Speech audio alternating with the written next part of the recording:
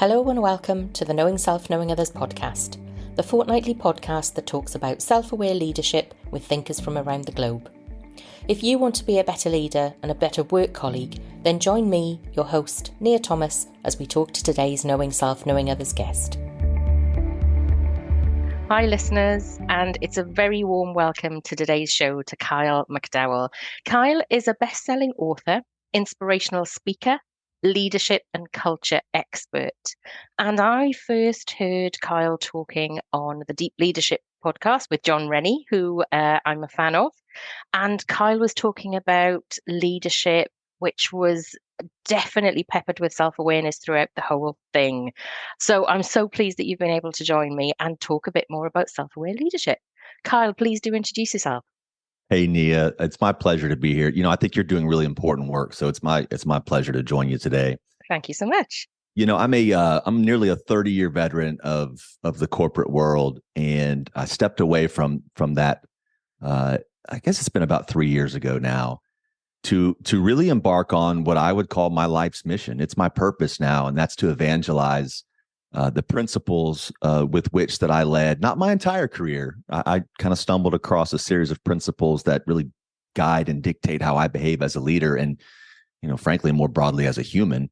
Once I had kind of come to conclusion on these principles, I realized that they had resonated so strongly with so many in my organization. I think at the time when I created the principles that maybe we'll spend a minute or two just discussing, I had about 15,000 employees and was just so humbled to see the reaction and how strongly the principles resonated that it really occurred to me that I've got a bigger purpose than leading any one organization. So I left corporate America, wrote the book, and now I'm just doing my best to spread the message as widely as I can.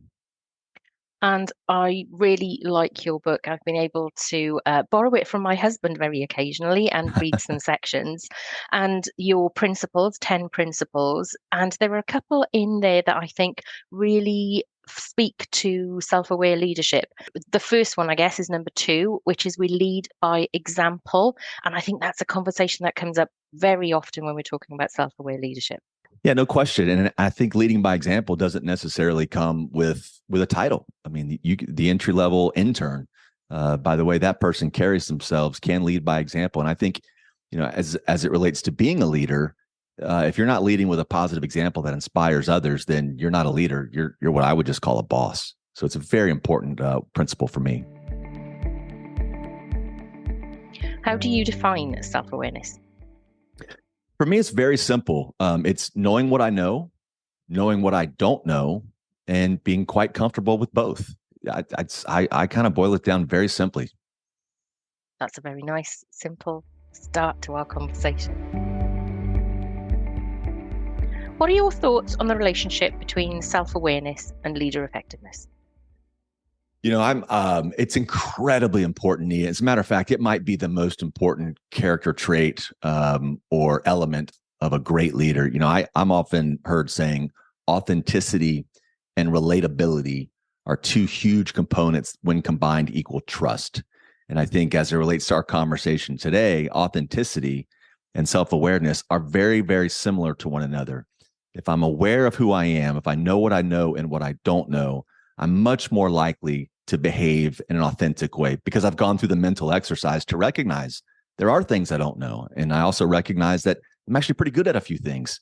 And the gaps in between is where I think you really make hay in terms of developing strong followership and having people really, really get behind your ideas. Now, how does it impact you as a leader? I think is, up for debate, but there are some really, really obvious outcomes for the leader who is self-aware. I think better decision making is clearly one of the biggest outcomes of being a self-aware individual, certainly leader. Because when you're self-aware and you can set aside your ego to be open and vulnerable enough to hear input from the team, to hear input from those around you who may have different experiences, greater exposure, and then obviously could have a lot more intel about any specific topic that we're facing. So, the better decision making, I think, is the number one outcome for a self-aware leader. But also, if you're self-aware, you recognize that you have an opportunity to put yourself in someone else's shoes, which I think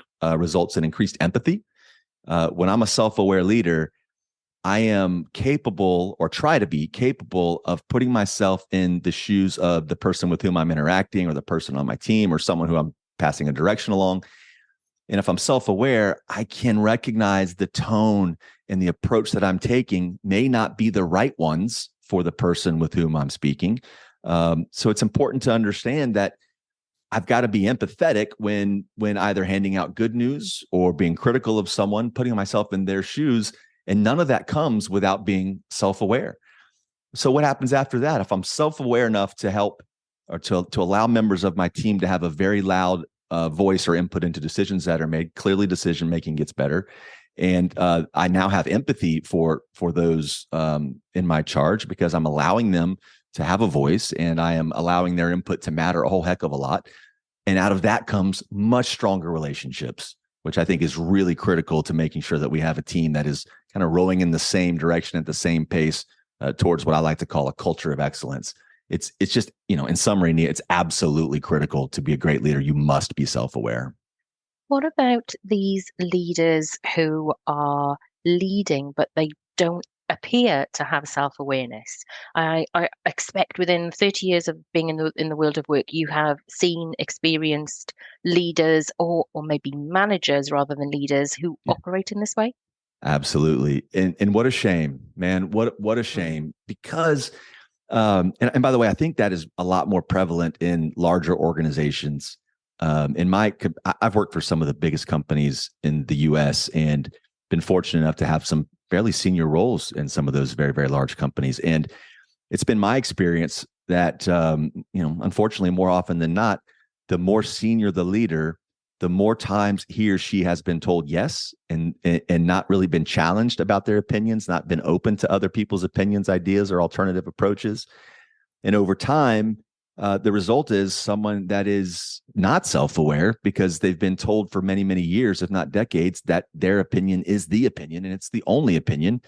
So I think it's natural that the leader ends up not being very self-aware. But I think it's a shame, because they don't welcome the opportunity for disagreement. They don't welcome the opportunity for other alternatives or options when electing a path to take.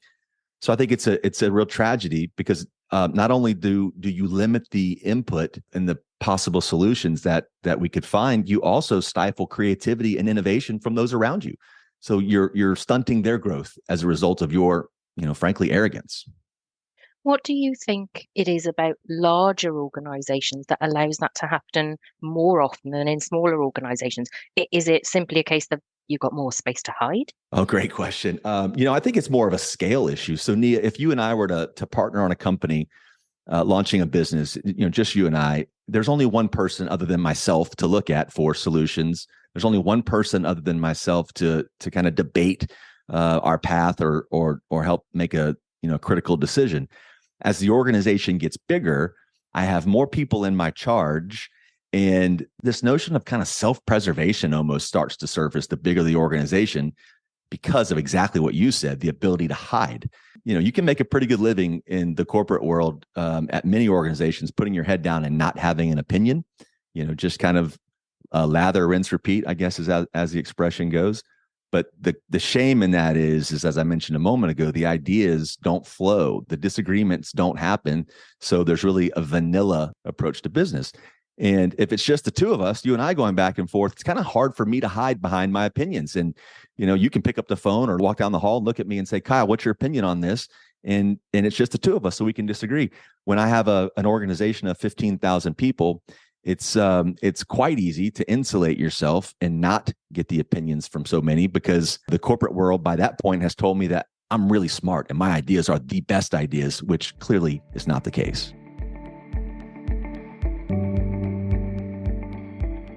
Do you think effective leaders can be found at all levels, and why? And I think that's principle number two.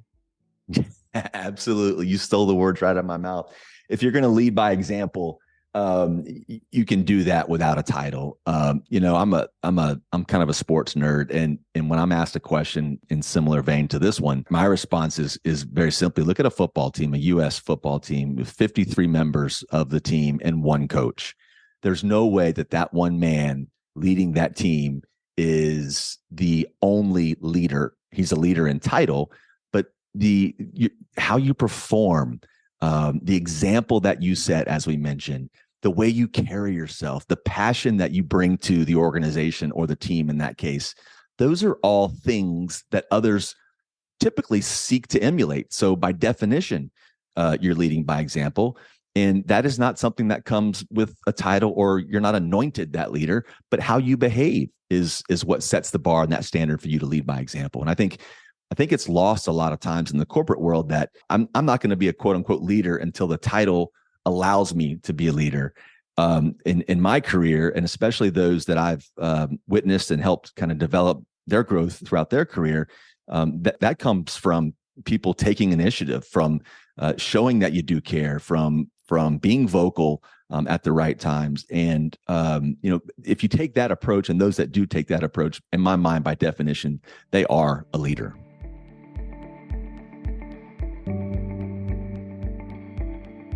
Do you think leaders at the most strategic level of organizations have greater self-awareness than leaders at other levels of the organization? And what experience have you got that really inform your view? Yeah, no, sadly, no. The larger the organization, the more senior the individual in that organization, I think is kind of where you're going when you say from a strategic, a more strategic role. No, and it's the shame I mentioned earlier. I've been, as a leader in a large organization, at a strategic level of an organization, this arrogance and ego tends to creep in, especially in these massive organizations. And it's understandable, by the way. I'm not being critical. It's understandable because those individuals, or the individuals at those strategic levels, have had, in most cases, very successful careers. They've driven great outcomes for huge organizations, massive return to shareholders. And that develops a sense of ego that allows one to insulate themselves and not necessarily be open to feedback of others. So their self-awareness, I believe, over time, unfortunately, wanes and even vanishes in some cases.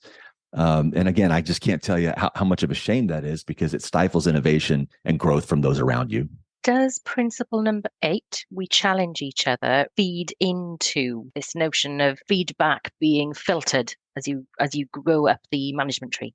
What a fantastic observation, Nia. When I give talks or in my consulting business and I walk through the 10 We's, and when I get to 8, I always pause and say, We 8 is both my favorite and the most difficult to embrace, because it is unfortunate that with the title, many people they conflate the title with authority and almost omniscience, as if they have the only answer, and there is only one answer. So we challenge each other, opens the door for the leader to say, I don't have all the answers. As a matter of fact, when I pretend or purport to have the answers, my teams are obligated to challenge me when they think I'm wrong. My teams are obligated to point out that I might be kind of heading down the wrong path. Because in my world, there's no benefit or value to an "I told you so." So when we're talking through a plan or we're wrestling with a tough problem, I want every opinion on the table, and I want everyone to challenge each other's opinion. It can't be subjective. Those challenges need to be based in data and or experience. But I think it's really critical to get everyone's opinion on the table, especially those closer to the work. That kind of reminds me of another scenario that I think is relevant to the question you just asked. And that is, when we don't get all of the opinions and ideas on the table, what results is a sense of apathy. The team no longer feels as if they have value, or their input is not valued, which, over time, I'm sure you've seen as well, is, people stop raising their hand. They don't, if you're not going to hear me and you're not open to hearing me, why should I even bother wasting my breath with my opinions, because you don't value them anyway? And ultimately, typically that results in separation, someone leaving the organization. And that really does feed into the quiet quitting conversation Amen. that we're all having at the moment. Amen. Yes, ma'am. You said that number 8 is one of the most difficult, yet the one that you get to that point in the conversation, and it's always a challenge to talk about the challenge. Which one of your principles do you identify with the most, or like the most, or the one that you want to talk about the most? Yeah, I hate to be redundant, but we've touched on it. It's we challenge each other, and Okay. and to kind of expand on that, it's not enough. And I'll use the sports analogy again. It's not enough for the coach to challenge all of the players. That's one person versus many, if you will.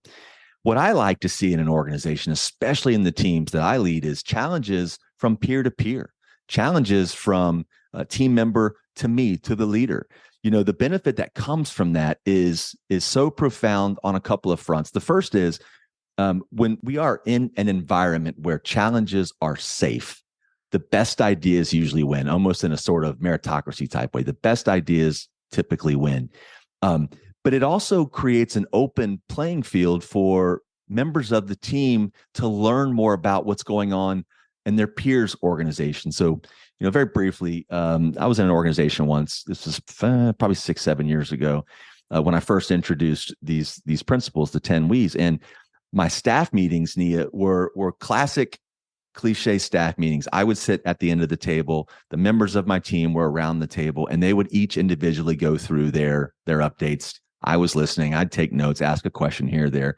But while one member of the team was presenting, the other members were on their phone, or they were in their laptop, or they just really weren't engaged. Why? Because historically, that conversation was with the person presenting their business out, their business results. And the leader, me in that case, was listening. It's back and forth. But when you allow and encourage challenges, the rest of the team, and this was a transition over time, but it certainly is very, very prevalent still in that organization, which I've left, multiple years ago. When as one person is presenting and we have this environment where challenges are now safe, the rest of the team is now paying much more attention because they know that they're allowed to kind of call out a foul. They're allowed to call out a challenge when they recognize something that's being discussed is not necessarily as accurate or as thorough as it could be. And lastly, when that environment exists within team meetings, within town halls, whatever group sessions we have, that safety to know that it's okay for me to raise my hand and say, hang on a second, I think I just heard something that doesn't make sense to me. Have you considered X, Y, or Z? Or perhaps we have another solution if we looked at A, B, or C. Without that environment and without the ability to challenge, it's really one opinion driving the entire team. And I think, that's a shame, because you hire people for what they know, for what their ability and the value they can bring to the organization. So why would you not allow them to express what they think is important or express their solutions to any given situation? So it's in my mind, it's just absolutely essential to have challenges as a part of the organization if you want to grow, if you want to improve, if you want your people to grow, if you want your products or services to improve. You can't do it with a one-size-fits-all with only one person having the ability to have an opinion. That's such an interesting observation. And as you were saying it, I was thinking, yes, absolutely. I think all of us will have sat in meetings where actually it feels like a one-to-one with a chair, but lots of people sitting to your Exactly. left and to your right. And Exactly. actually, you're having a one-way dialogue about your updates or what's going on in your world of work. But Yeah. actually, there's no discussion happening around the table. None.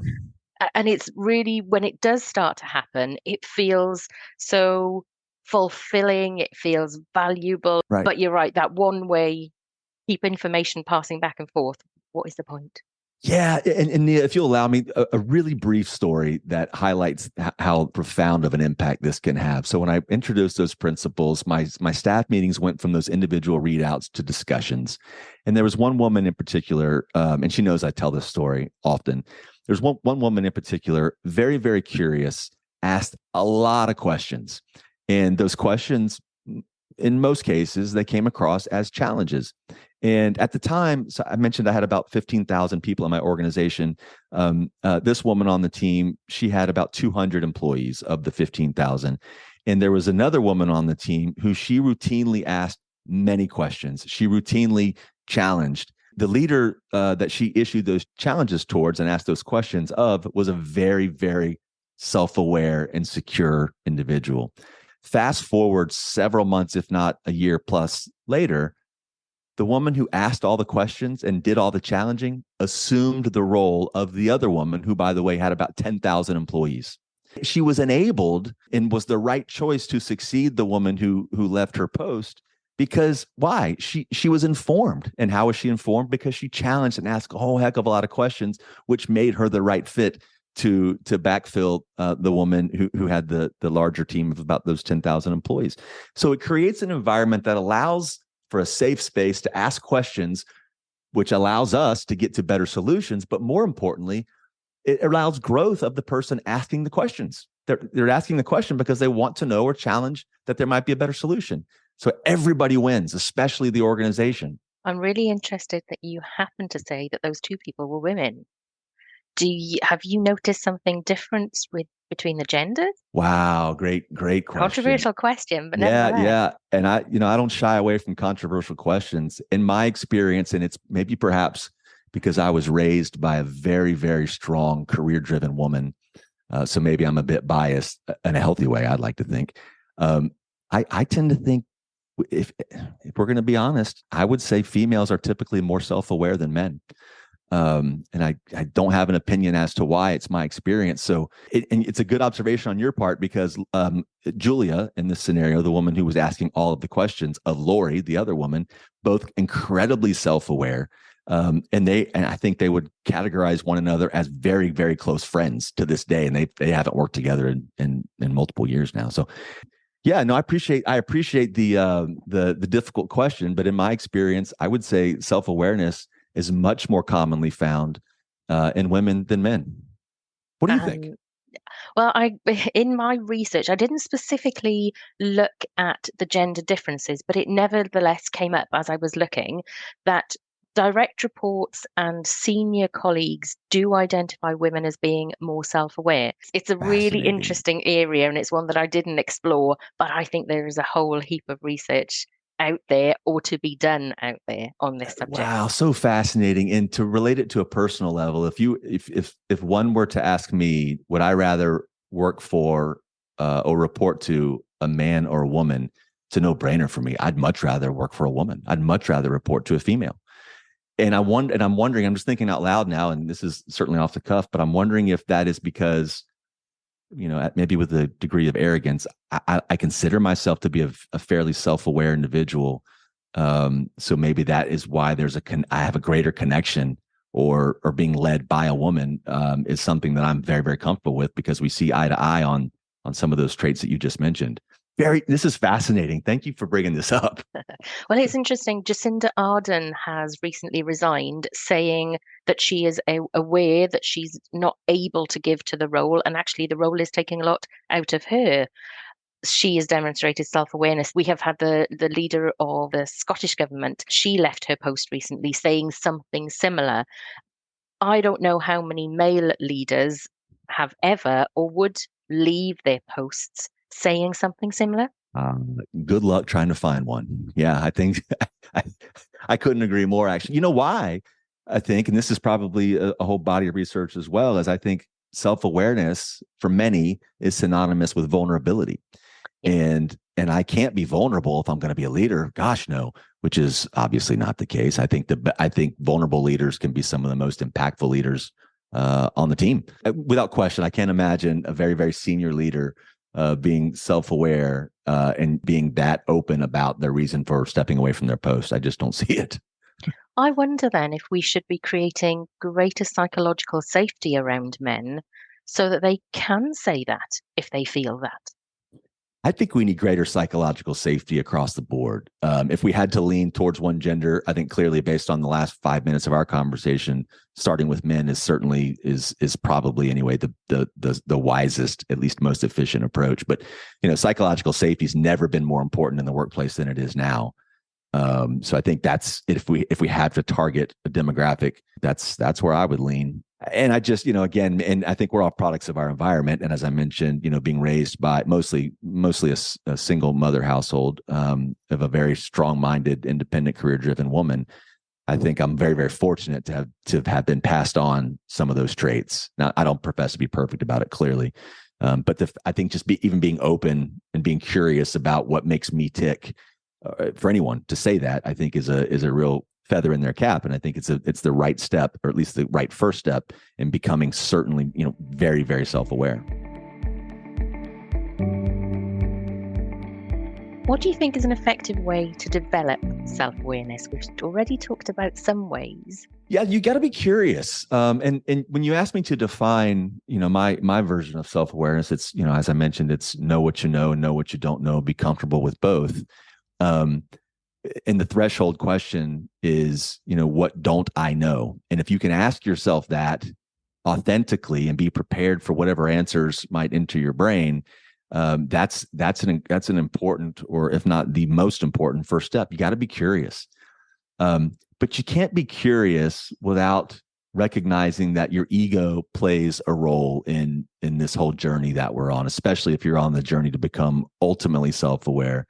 I've got to be curious. I've got to put that ego aside, because that ego tells us I know everything. The ego tells me I have all the answers, which is the enemy of self-awareness, which is the enemy of progress, and it's the enemy of getting feedback and opinions from others. So, I think lastly, I would encourage others, because this is where I feel like I've made progress in my own journey, and that's putting myself in the shoes of others, being empathetic. A self-aware leader knows what makes the person across the table tick.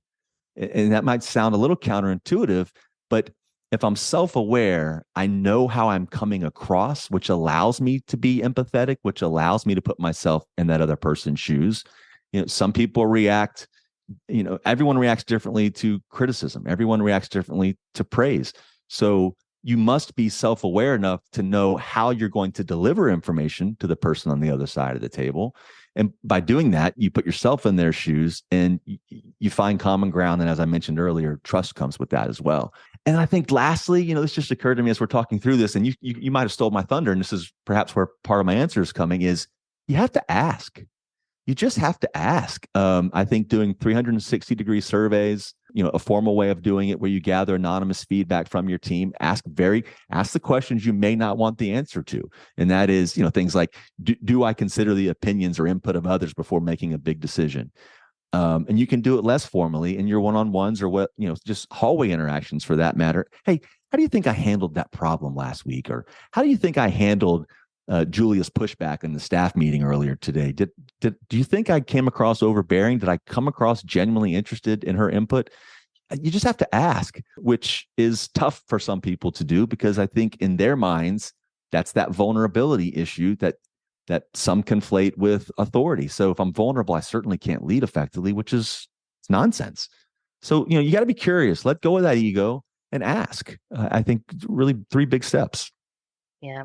And I think asking is less difficult than dealing with the response, because I think that is the clincher. It's what happens when somebody says something that, if I'm in a corridor or I'm in a one-to-one and somebody says something that's really tough to hear, what do I do? How do you prepare yourself for that? How do you get ready to not be in tears or to not want to walk out of the room? That's the hard bit, I think. So true. And I'm connecting it to a part of our conversation earlier with this more strategic levels of leaders inside organizations. They don't ask because they've been told the same thing for so many years, that their opinion is the only opinion. And, there's a bit of pandering that goes on. So they don't ask because they're not going to get the answers that they would want to hear. And the answers that they want to hear are too often supplied, because most environments don't encourage a dissenting opinion. They don't encourage others to weigh in strongly. So I think there's a big circle here that we're talking through that's pretty evident to me. And I'm often heard saying it has to start somewhere, because if nothing changes, nothing changes. So if you want to have an impact, have a more fulfilling journey throughout your career, being self-aware is a critical component to your own growth, but maybe more importantly, the growth of those around you. And that's a brilliant end to our conversation. Kyle, thank you so much for joining me. Listeners, as ever, we will make sure that there are links in the show notes to Kyle's website, Kyle's LinkedIn profile, and Begin With We, Kyle's book. Kyle, it's been a really interesting conversation. You're so busy with promoting your book, and I can see that it's going so well. I'm so glad that you've been able to find time to join me. So thank you very much. My pleasure, Nia. You're doing, as I said earlier, you're doing great work. So I'm really proud to be a part of it. Thank you. Thank you. Thank you for joining me, your host, Nia Thomas, at the Knowing Self, Knowing Others podcast. After every podcast, I'm going to be doing a top takeaways review of the things that I've learnt from my discussions with guests, which you can find on my website, knowingselfknowingothers.co.uk, LinkedIn, TikTok, and the other main social media sites. Rates, reviews, and recommendations from you are the best way to get the word out about the Knowing Self, Knowing Others podcast. Open your favourite podcast app, find the Knowing Self, Knowing Others podcast, take a listen to some episodes, give it some stars, and write a little review. A little word from you means a big deal to me. Make sure you bookmark the Knowing Self, Knowing Others podcast on your favourite podcast player and tune in to the next episode in 2 weeks' time. The Knowing Self, Knowing Others podcast is available on Apple Podcasts, Spotify, Google Podcasts, Stitcher, Good Pods, Podchaser, Amazon Music, Podcast Index, Podcast Addict, Pocket Casts, Deezer,